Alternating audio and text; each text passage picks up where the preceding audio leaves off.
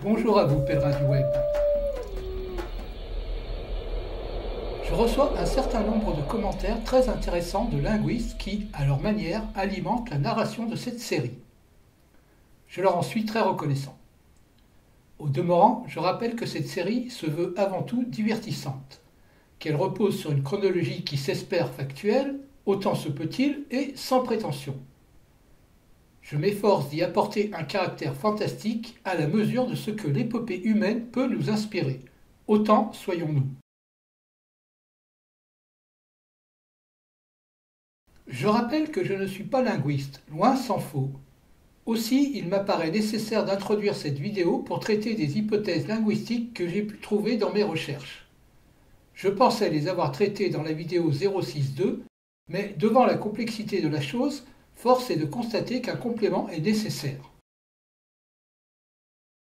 Il existe 4 grandes hypothèses qui tentent d'identifier le foyer originel des langues indo-européennes. Elles reposent en partie sur la théorie de la glottochronologie,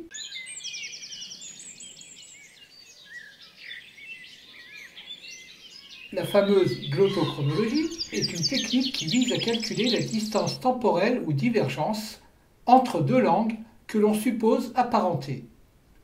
Elle est basée sur une estimation du taux de substitution des mots par d'autres au cours du temps. En se basant sur les données relatives à différentes familles de langues dont l'histoire est documentée, on estime que, compte tenu des changements internes et des apports externes, environ 14% du lexique basique d'une langue est remplacé tous les 1000 ans. Ce qui veut dire que, d'après cette théorie, une langue disparaît totalement au bout de 8000 années. Cette méthode n'est pas comparative mais extrapolative. Ces résultats ne peuvent donc pas être très précis. Elle rend cependant service dans les recherches portant sur des évolutions de langue dont on ne dispose pas ou trop peu de documents écrits. La méthode comparative se révélant impossible dans ce genre de cas. Pour ceux qui souhaitent des précisions sur ce sujet, vous trouverez une foule de détails dans le lien inséré dans la description.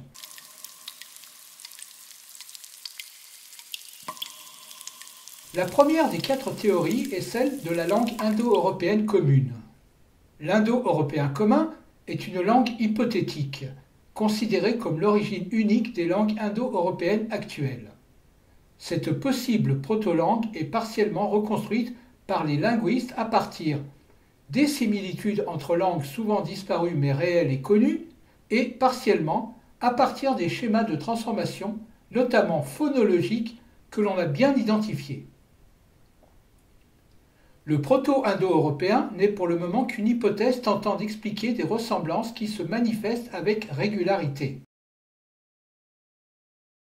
Sa principale contre-hypothèse étant le modèle de l'ère linguistique, laquelle se base sur le descriptif géographique des artefacts retrouvés sur les différents sites archéologiques. Cependant, le consensus considère l'indo-européen comme une langue ayant réellement existé, caractéristique d'un peuple.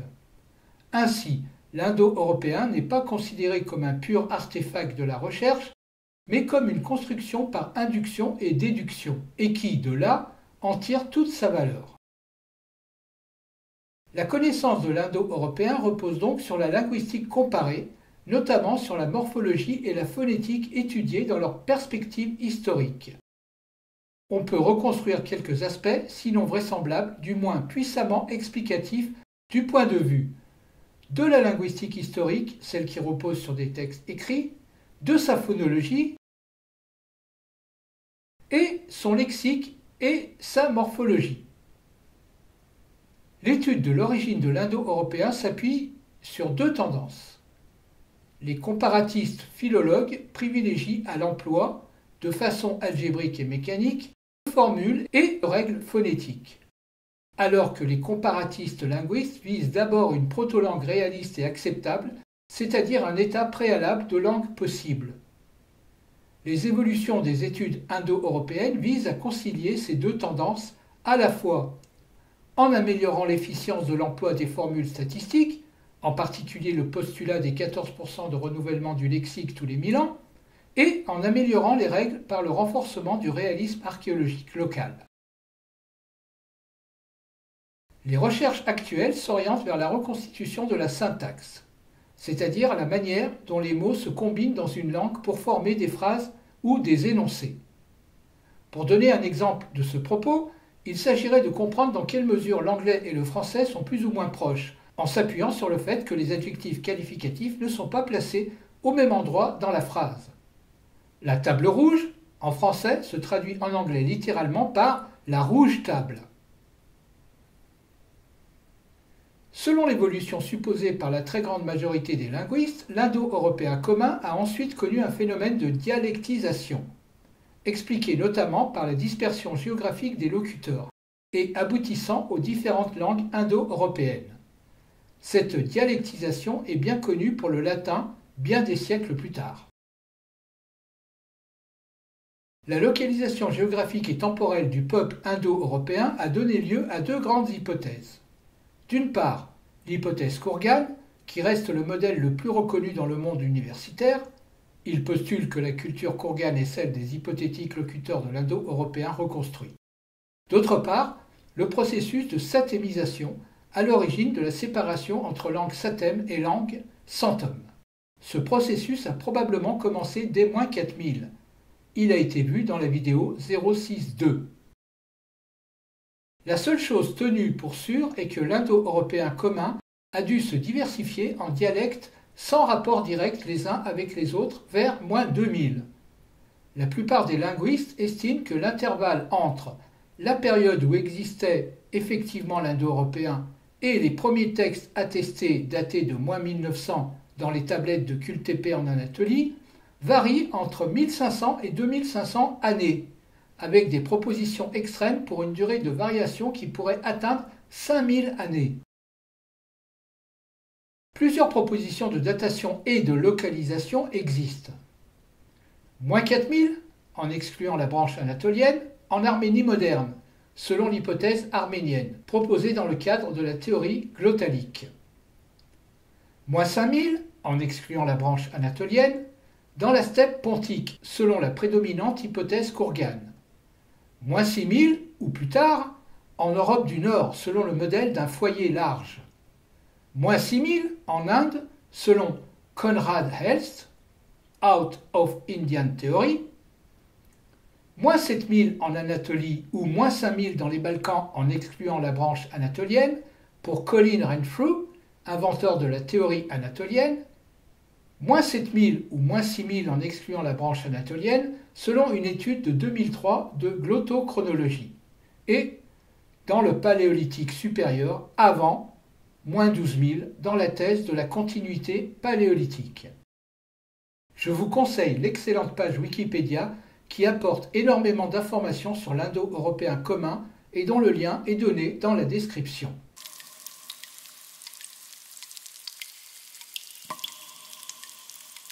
La deuxième théorie est celle de l'hypothèse anatolienne. L'hypothèse anatolienne du foyer originel des Indo-Européens propose que les locuteurs de l'indo-européen commun vivaient en Anatolie au néolithique ancien. Elle associe la diffusion des langues indo-européennes en Europe à l'expansion des agriculteurs anatoliens vers l'ouest entre moins 7000 et moins 5000. L'hypothèse anatolienne est la principale alternative à l'hypothèse Kurgan. Elle n'est pas dénuée de bon sens, mais ne repose sur aucune preuve tangible. L'un des principaux promoteurs de l'hypothèse anatolienne fut Colin Renfrew, qui, en 1984, proposa une indo-européanisation progressive de l'Europe entre moins 7000 et moins 5000, avec l'avancée de l'agriculture apportée par des populations venues d'Anatolie. Les agriculteurs auraient supplanté par leur nombre les chasseurs-cueilleurs du Mésolithique et auraient ainsi progressivement diffusé leur langue à travers tout le continent. En conséquence, la plupart des habitants de l'Europe auraient parlé des langues indo-européennes à partir du néolithique et les migrations ultérieures auraient tout au plus remplacé ces variétés indo-européennes premières par des dialectes indo-européens secondaires. La principale force de cette hypothèse anatolienne est qu'elle associe la propagation des langues indo-européennes à un événement archéologique connu, la diffusion de l'agriculture, dont il est démontré qu'elle a entraîné d'importants changements de population dans plusieurs régions du monde.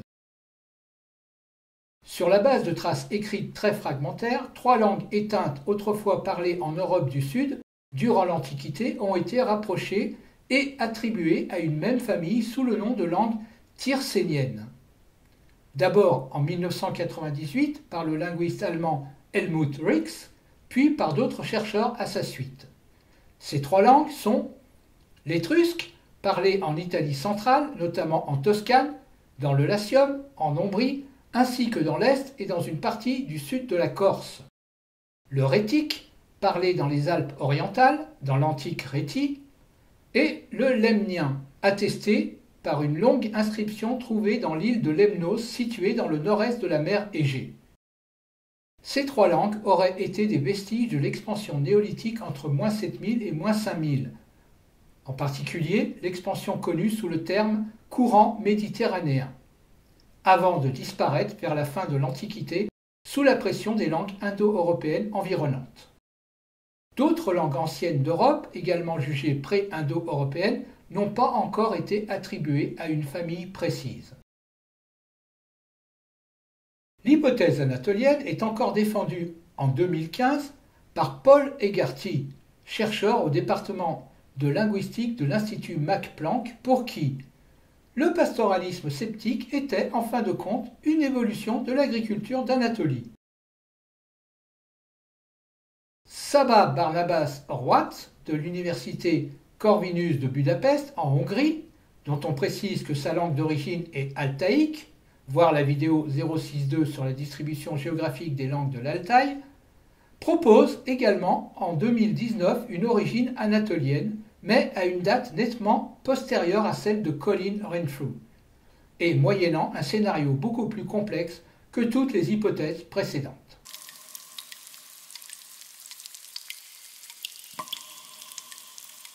L'hypothèse arménienne constitue la 3e théorie de l'origine des langues indo-européennes. L'hypothèse arménienne du foyer original des langues indo-européennes, proposée en 1985 par le géorgien Tamás Gankrelidze et le linguiste russe Vyacheslav Zelodovitch Ivanov, suggérait que l'indo-européen commun aurait été parlé à partir de -4000 dans l'Anatolie orientale, la Transcaucasie et le nord de la Mésopotamie. On remarque que cette datation et le foyer géographique correspondent à la phase finale de la culture Choulaveri-Chomu, déjà étudiée. Cette théorie arménienne excluait les langues anatoliennes de son scénario. Elle s'appuyait sur la théorie glottalique, en constatant au passage que les particularités phonologiques qu'elle avançait auraient été mieux conservées dans les langues germaniques et dans la langue arménienne. Cette dernière serait restée in situ et aurait été représentative d'une forme ancestrale des langues indo-européennes.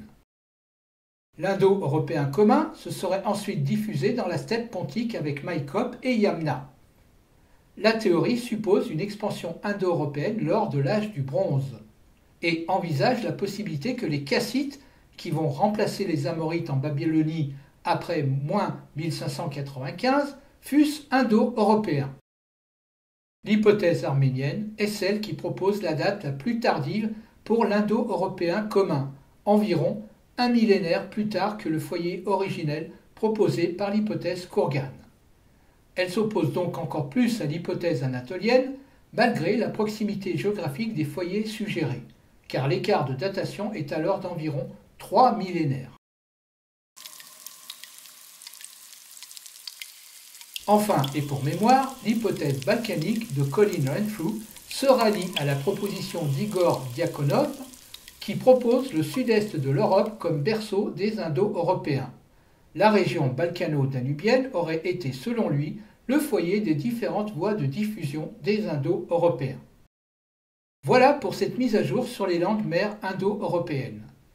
Je rappelle ne pas être linguiste et que j'ai ici tenté de mettre un peu de lumière sur les résultats de cette passionnante discipline qu'est la linguistique.